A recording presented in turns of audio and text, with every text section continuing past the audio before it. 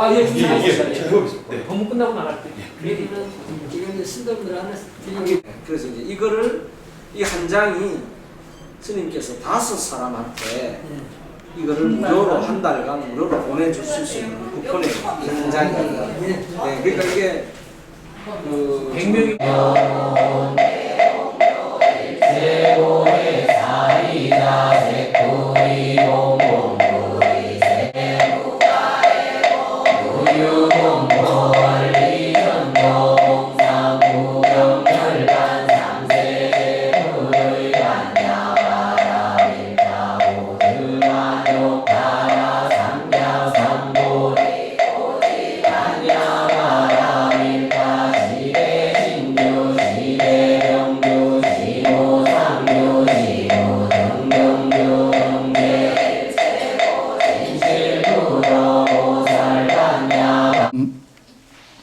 같이 합수동하시겠습니다.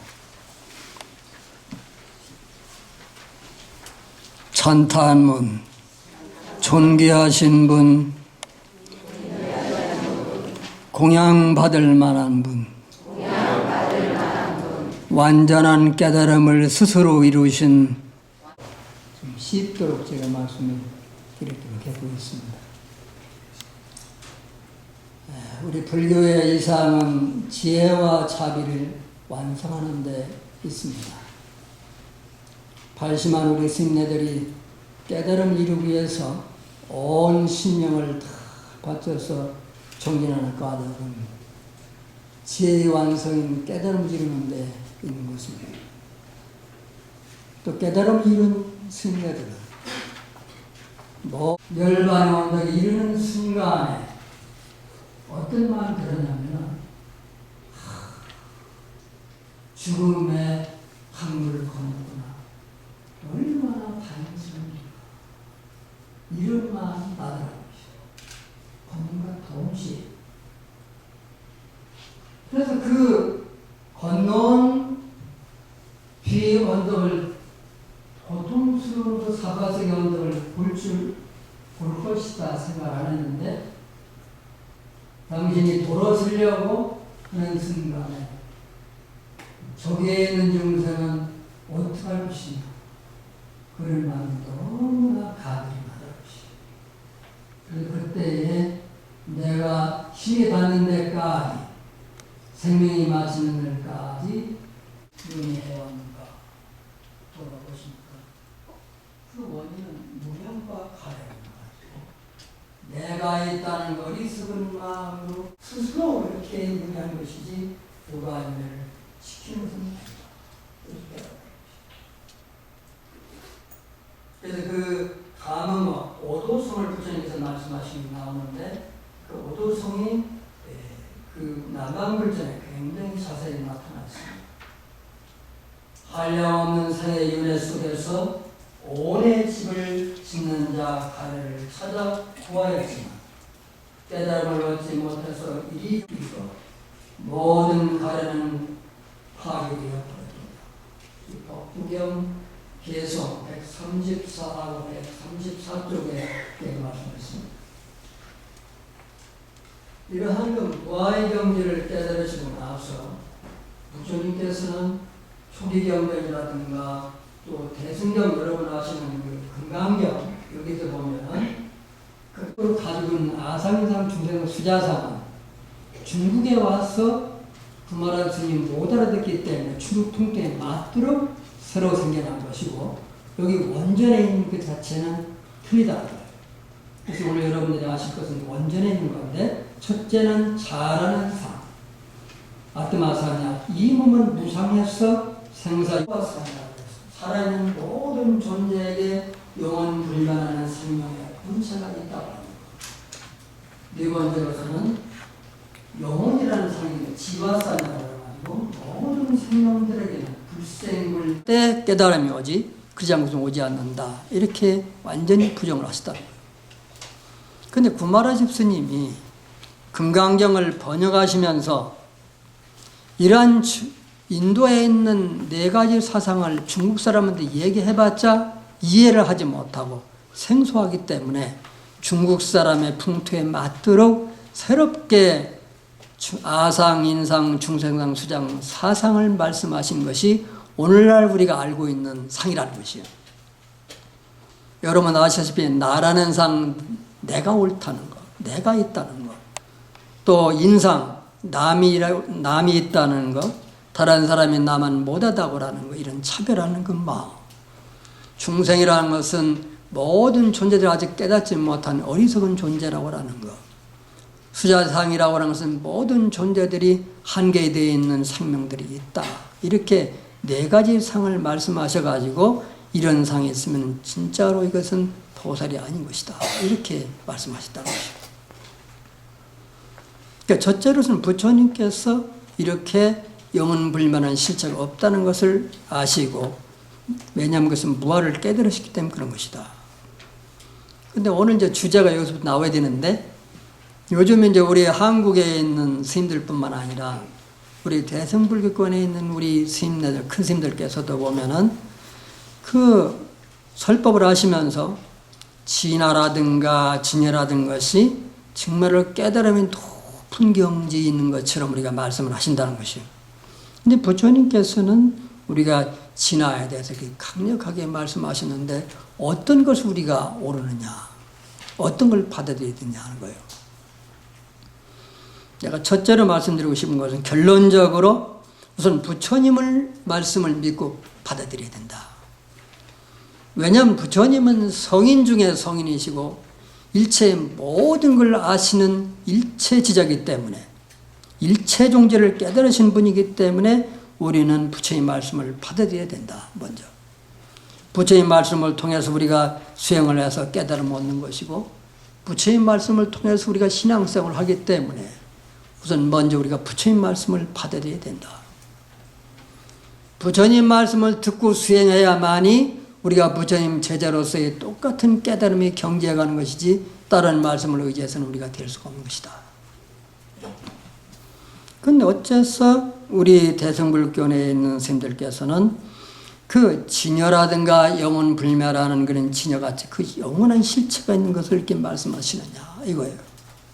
이게 굉장히 중요한 건데, 첫째는 깨달으신 그 분들은 무아인 줄은 사실을 알지만은 방편시설로 진화를 살아가는 것이다. 이렇게 제가 말씀드렸어요. 위파선을 하건 가나선을 하든지 간에 깨달음의 그 순간에 진공과 아무것도 없는 그 말할 수 없는 신령한 경지에 들어갈 때,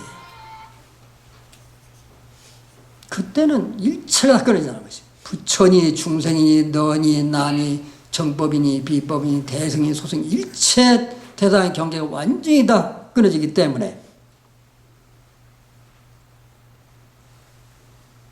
그런데 왜 그러면 깨달음을 이렇게 얻으신 분이 어째서 우리한테 진화라고 하는 것, 영원히 불변하는 것이 있다고 말씀하시는 거예요? 우리가 지금까지 살아오면서 중생은 무상한 인상의 삶 속에서 시비분별하는 이러한 그 나 속에서 진하니 가하니 있느니 없느니 하는 이러한 그 시비분별의 나 속에 지금 살아갔단 말이에요. 무상한 생명을 가지고 살아갔단 말이에요. 살아왔단 말이에요. 그렇기 때문에 그 중생을 깨닫게 하기 위해서는 영원불멸하고 있는 참나라고 하는 것이 있다. 이렇게 방편으로 세워놔야만이 그것을 깨닫기 위해서, 진화를 깨닫기 위해서 모든 노력을 다 거기다 쏟아본단 말이에요. 거기에 진화의 경지에 딱 이르려고 나면, 선지식을 나를 사탕발림 여기까지 끌고 왔구나. 처음에는 분하고 욕이 나오고 했지만은 그래도 진화라는 방편을 만들어 나를 깨달게 해둔 것이 얼마나 감사한 일인가.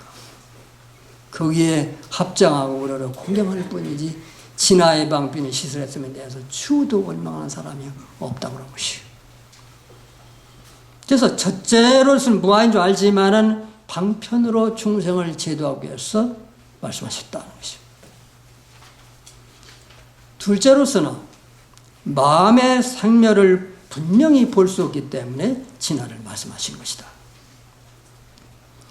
해안이 설령 열린 선지식이다 하더라도 물질이 한 변 변하는 사이에 마음은 17번 너무나 빨리 변하기 때문에 마음이 우리가 수행을 해가지고 모든 것이 무상하고 불만족스럽고 영원한 실체가 없다고 하는 삼법인을 증득한 이후에 삼법인을 얻어야만이 무아를 처음으로 알기 때문에 그 지혜로부터 점점 성숙해가지고 도화과를 이루고 도화과를 이룬 것은 언급되었기 때문에 우리가 관습적으로 전통적으로 나도 그런 말들을 쓸 수밖에 없는 것이다.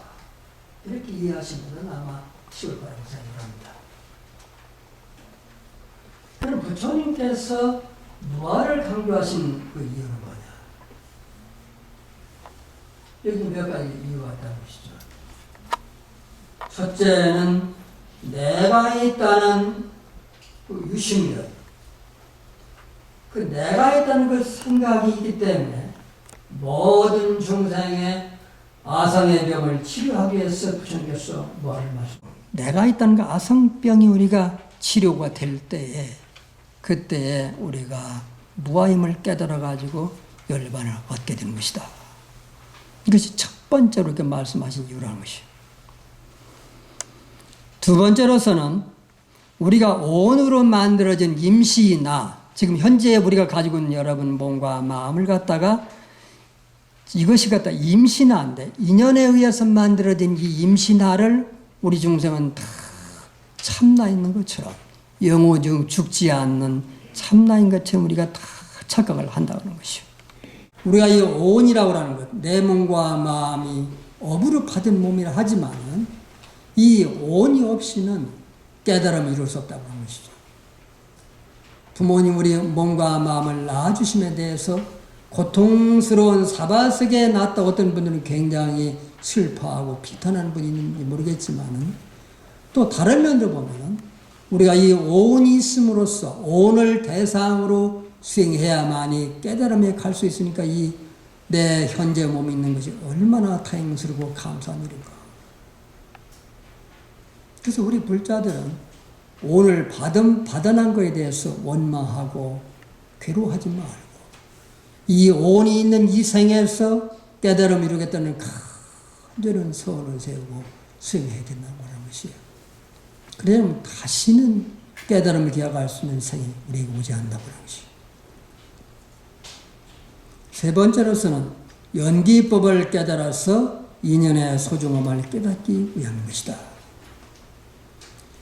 우리는 연기법을 깨닫게 되면 어떻게 되느냐? 너와 내가 둘이 아닌 것을 깨닫게 된다는 것이죠. 우리는 나라는 집 속에 너무나 아상 속에 지금 껍질 속에 갇혀 있는데 무아를 깨달음으로써 온 우주가 하나로 쫙 열린다는 것이. 여러분들이 어떤 수행을 하든지 간에 경계가 뒤집힐 때가 있다는 것이. 경계가 뒤집힐 때 뭘 처음 깨닫느냐? 온 우주가 한 덩어리 내 앞에 펼치는 걸 느낀다고. 들리는 것이며 보이는 것이 모두가 내 마음속에 완전히 들어온 것이. 그래서 연기법을 깨닫는 순간에 내가 없어지는 동시에 우주와 내가 하나인 덩어리가 되는 거야. 그럼으로써 지금 있는 인연들이 얼마나 소중하다는 것이. 가족이며 형제며 혈연들이며 이웃에 있는 모든 도병제와 우리 국민들과 사이가 또 하나 감사할 뿐이라는 것이. 그때 우리가 서로 사랑하고 감사하고 더불어 위해주고 어려움 속에서 창조하고 능동적인 삶을 살아갈 수 있는 새로운 삶의 정이 열리는 것이 뭐냐면 연기법을 깨달을 때 가능하다는 것이. 네 번째로서는 우리가 무아를 이렇게 부처님께서 강조하신 이유가 뭐냐면은 사무량심을 내서 모든 중생을 향해서 사무량심을 내서 크나큰 대원을 바라게 위한 것이다. 수행자가 무아인치를 깨닫게 되게 되면 한량없는 자비스러운 마음이 깊은 마음의 심장으로부터 심연으로부터 저절로 우러나가지고 더 큰 깨달음을 이루어서 모든 중생을 구제하겠다는 서원이 세워진다고 하는 것이. 우리가 어떤 법의 체험이 있기 전까지는 특별히 이런 대원과 대비심이 나지 않는 것이. 그래서 부처님께서 무아인치를 깨달으시는 이유가 바로 여기 있다. 그럼 우리가 한 가지 여기서 의미가 하는 것이, 그런 거 무아를 언제 깨닫게 되느냐고. 이게 문제인데, 무아를 언제 깨닫게 되냐면은 수다원가를 얻을 때 깨달았습니다. 그 전까지 우리가 관념적으로 무아를 알지만 진짜 깨닫게 되는 것은 후다원과 초견성을 할 때 깨닫게 된다. 이게 분명히 말씀했다는 것이죠. 어떻게 보면 좀 더 행복하고 활락하고 번영된 삶을 살아가고 더 나가서는 깨달음의 길로 나갈 수 있느냐, 여기에 우리는 차관해야 된다고 하는 것입니다.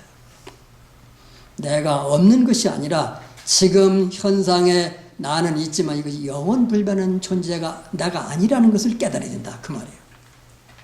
여기에 지금 우리가 깊이 생각해야 된다. 오늘 통해서 깨달은 것을 두 가지 내가 예를 들어드리겠는데, 하나는 여러분의 반야신경 매일 외잖아요. 반야신경.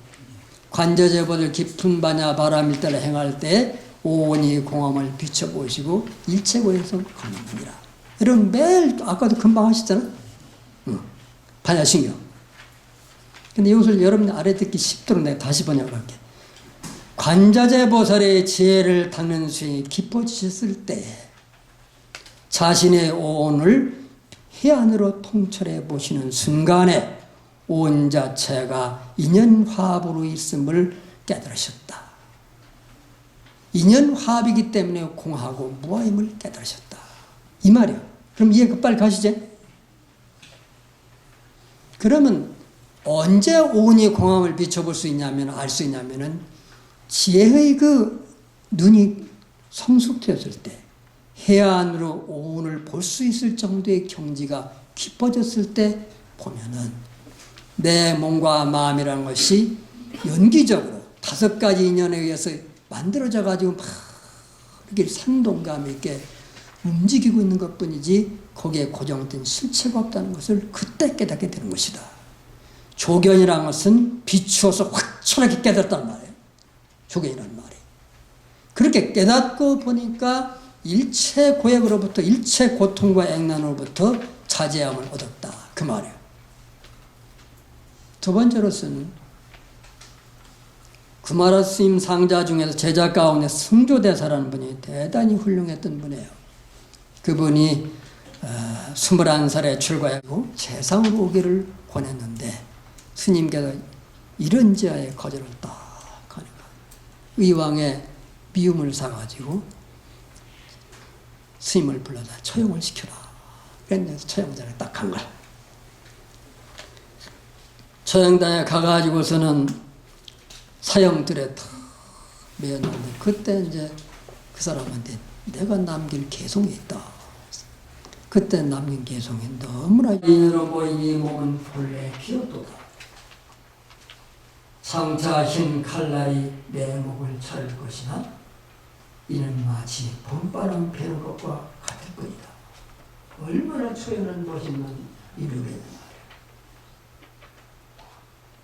반야신경 우리가 보고 그 다음에 성조대사의 인종들을 건강할 것 같으면 무아를 깨달은 것이 분명히 철저히 들어간 것이. 그럼 우리가 여기서 이러한 이치를 어떻게 깨달을 것이냐. 이 발정도를 따는 것은 주로 출가한 스님들 수 있다. 그런데 육바람일의 그 연원이 어디부터 나오느냐. 부처님께서 초기경전에 보면 과거생에 보살행을 닦으실 때 십바람일을 닦아가지고 깨달음을 얻으셨다. 이렇게 분명히 초기경제는 여러 군데 나와 있습니다. 이 십바람일 가운데 대승불교가 다시 부처님의 본뜻으로 돌아가자는 운동을 펼치면서 육바람일을 선택해가지고 자비와 보시와 개정의 사목을 닦아가지고 우리가 깨달음을 얻어야 된다는 이런 근본 정신으로 돌아갔다고 하는 것이에요. 그래서 부처님께서 깨달음을 이루시고 나서 여기 보면은 처음에 요기야원에 가가지고 오비구들에게 설법하신 걸 보면은 8정도로 설하셨어요. 8정도로 설하시고 나서 그 다음에 야사라고 하는 그 청년을 제도했는데 야사의 부모님께서 아들을 찾으러 왔단 말이죠. 그때 부처님께서 법문하신 걸 보면은 사제 8정도를 법문하지 않으시고 세속에 대한 애착과 미련이 많기 때문에 그 근기를 따라서 법문하시다고 하는 것입니다. 그래서 야사의 그 아버지한테 말씀하신 것은 뭐냐면 시계천이라 보시와 지계를 베풀어서 행해서 천성에 나는 시계천 설법을 하셨다. 마화가에 보면은 보시를 실천하고 계율을 준수하면 하늘나라에 나게 됩니다. 여러 가지 애욕에는 우염과 공함과 번뇌가 있고 애욕에서 벗어나면 큰 공덕이 있습니다. 이렇게 말씀하시고 보니까 이 야사의 아버지 장자가 부처님 법을 받아들일 수 있는 마음의 준비가 되고 법을 이해할 수 있는 단계가 다 된 걸 보시고 그때서야 부처님께서 고진멸도 법문하셨다고 하는 것이에요. 근데 우리가 한 가지 알아야 되는 것은 우리 재가불자인들한테는 부처님께서 주로 두 가지 행복에 대해서 많이 말씀했다는 것이에요. 금생의 행복하고 내생의 행복에 대해서 주로 많이 말씀했다는 겁니다. 금생의 행복하기 위해서는 반드시 세 가지 조건이 필요하다. 첫째는 학문과 기술을 배워야 되고, 두 번째로서는 보시와 봉사를 해야 되고, 세 번째로서는 도덕적인 삶으로 지계를 잘 지켜야 된다. 보시와 지계와 학문과 기술을 배우는 사람이 현실적인 삶에서 현생에서 행복할 수 있는 것이다. 이렇게 하셨고, 두 번째로 내생에서 행복하기 위해서는 반드시 보시 봉사와 그 다음에 윤리적인 삶을 하는 지계생활을 할 때는 내생에서는 반드시 행복하다. 이렇게 말씀했다는 것이죠. 한 가지 여기서 여러분들이 보시하는 정신에 대해서 제가 말씀드리겠는데, 보시하기 전에 기뻐야 되고, 보시를 하면서도 기뻐야 되고, 보시를 하고 난 후에도 기뻐야지, 보시하고 나서 마음이 미련이 남거나 후회하는 마음이나 어떤 다른 생각이 있어서는 그 참다운 보시가 될 수 없는 것이다. 그래서 첫째는 보시할 때 기쁜 마음을 해야만이 행복하기 때문에 그런 것이다. 그 다음에 두 번째로서는 탐진치 삼독이 없는 마음으로 보셔야 된다. 욕심이 없는 보시라는 것은 뭐냐면 자신의 탐심을 줄이기 위한 마음으로 보시는 것이다. 자신의 소유물을 기쁜 마음으로 준다는 것은 이미 내 마음의 탐심을 줄인 것이기 때문에 그런 것이다. 두 번째로서는 성냄이 없는 마음으로 보시는 것이다. 그것은 자비심으로 보시는 것이다. 보시하면서 우리가 성내는 마음이 있으면 그건 보시가 아닌 것이다. 보시를 할 때 보시를 받는 분에 대해서 우리가 사랑스러운 자애스러운 마음이 있어야 된다. 보시를 하면서 여러분 어떤 마음을 보시느냐. 꼭 필요할 때 쓰시고 좋은 일에 쓰시도록 이러한 자비스러운 마음을 가지고 보셔야 된다. 세 번째로서는 어리석음이 없는 마음으로 보셔야 된다. 그것은 지혜스러운 마음으로 보셔야 된다는 것이.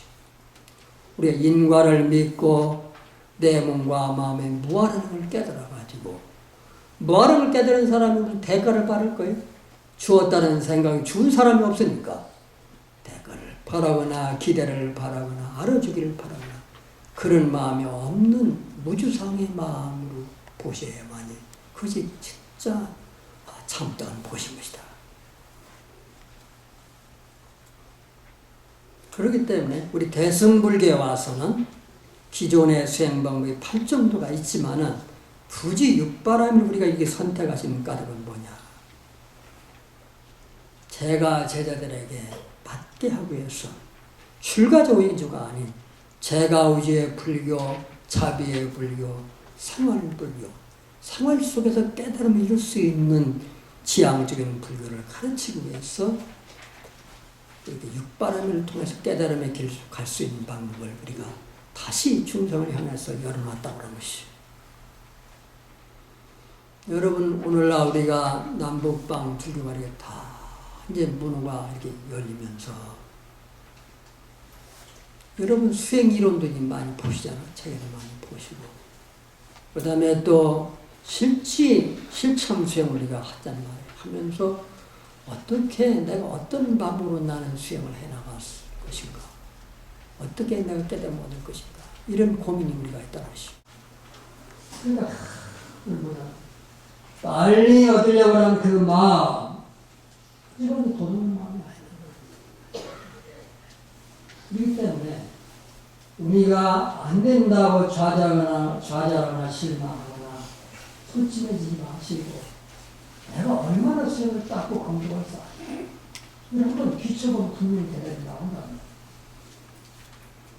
그래서 안 되는 것이 정상이고 잘 되는 것이 비정상이다. 이렇게 생각하시면 돼.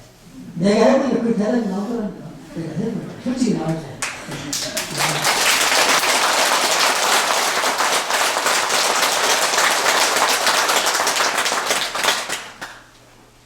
내가 1년 한 가지 고백을 해봐야지. 미얀마 1년이 됐어요. 1년 만에 하기 전에 강화선도 하고 나름대로 수행을 하려고 했는데 1년이면 좀 공부하겠지. 이렇게 마음을 가지고 했는데 1년 비행기 왕복표로 끊었는데 1년이 이제 일주일 남았어요. 그래서 이제 공부를 수술을 해봐야 되겠다. 물가에 생겨 수술을 해봐야 될 거 아니겠어? 그때 2시간 자고 참 열심히 한다고 모든 걸 다 바쳐서 공부했는데 인터뷰만 하면 처음에는 참 비행기표를 이렇게 딱 받아와야 되는데 안 되겠다 싶어가지고 이대로 가면은 내가 무슨 여기 들어올 보람이 있는가? 뼈모은 보람이 뭐가 있느냐? 그래가지고 표를 1년 연기를 또 했다 이제 돈을 더 주고 더 연기 딱 했어. 하고 나서는 왜 우리도 왜 고3 떨어지면 머리 깎잖아요? 우리 고3들 그런지 몰라. 이거 뭐 그랬지만은 우리 수인날 깎아야 또 뭐 표도 안 나. 맨날 깎는 머리인데 뭐. 근데 짧은 머리 다시 깎고 가사를 이제 그때 마침 어떤 신도분이 이제 수행을 잘 하시라고 가사 한 벌을 또 갖다 주셨어. 노부살님이. 가사를 이제 딱 부처님한테 가사 정대를 탁 하고 내가 이 옷을 입고 일주일 안에 내가 반드시 수행의 관문을 통과하리라. 탁 선별하고 가서 그 자리에서 입은 거라. 그러니까 딱 버리고 탁 사람의 소원이라는 것은 무섭다는 것이 그 가사를 입기 전하고 입은 후가 너무나 차이가 나. 졸음도 없고 추워 미동도 없이 공부가 탁 들어가는 거라. 그래서 그날 철야를 하고 새벽녘에 샛별이 팍 밤하늘 나와요. 그때가 한 2시쯤 됐을 거야. 나와가지고 호행을 해가지고 저 끝까지 가다가 다시 돌아오는 순간에 뒤집히는 거야. 이게 뒤집히는 경계라는 것은 순간에게 오는구나. 그때 지금까지 한 번도 보지 못한 경계가 내 앞에 열리는 것이. 그래서 이게 나의 우리의 내적인 영적인 깨달음과 변화라는 것은 얼마만큼 모든 정력을 다 던지느냐에 따라서 마지막 순간에 열린다고 하는 것이. 그렇기 때문에 우리가 여러분들이 어떤 소원을 가지고 간절하게 되면 반드시 거기에 끝날 날이 있다고 하시오. 그래가지고 이제 들어와가지고 이제 그 다음에 사야도한테 딱 인터뷰를 하니까 참 좋다. 네가 오늘 보람을 참 찾았구나. 우리가 이러한 것들이 바로 뭐냐면은 어떠한 공부가 마지막에 모든 정력을 다 바쳐서 할 때 그때에 평정심으로 돌아가서 경계가 뒤집힌다는 것이. 공부를 시작할 때 그렇기 때문에 공부가 너무나 잘하려고 하는 그 욕심으로 갈 때에 그 욕심에 눈이 와서 눈이 어두워서 공부한다는 것이. 욕심을 내려놓을 때 가능하다. 두 번째로서는 공부가 안 된다면 너무나 낙심하고 좌절하고 의기소침한 마음을 할 때 그 마음은 진심으로 하는 것이기 때문에 성내는 마음이 바탕으로 대한 공부이기 때문에 공부 성취할 수가 없는 것이다. 세 번째로서는 우리가 무조건 하기만 하면 된다고 하는 그 밀어붙이기식 있잖아요, 여러분. 그렇게 되면 공부가 안 되는 것이다. 그것은 뭐냐면 무지한 마음으로 어리석은 마음으로 공부를 하는 것이기 때문에 그 공부는 기억이 없는 것이다. 탐내는 마음과 성내는 마음과 어리석음을 내려놓은 지혜스러운 마음으로 평정심으로 공부를 할 때 우리 반드시 마음에 문이 열리고 탐마의 축복이 올 기억이 분명히 있는 것이다. 이렇게 말씀드릴 수 있어요. 또 한 가지는 우리가 그럼 어떻게 그런 마음을 탐냄도 내려놓고 성냄도 내려놓고 어리석음도 내려놓고 어떻게 공부를 할 것이냐. 이게 지금 우리가 문제잖아요.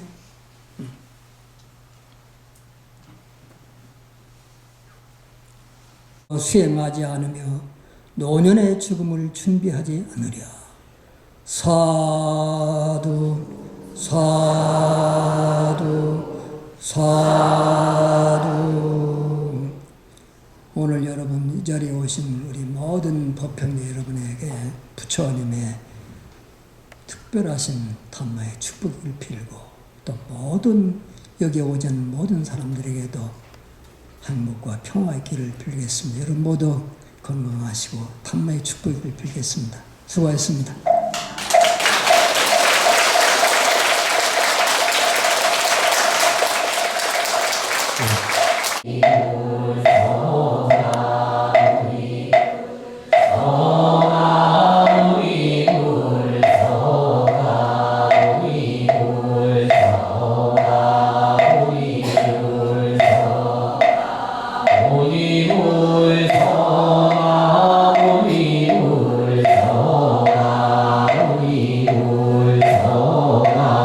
오가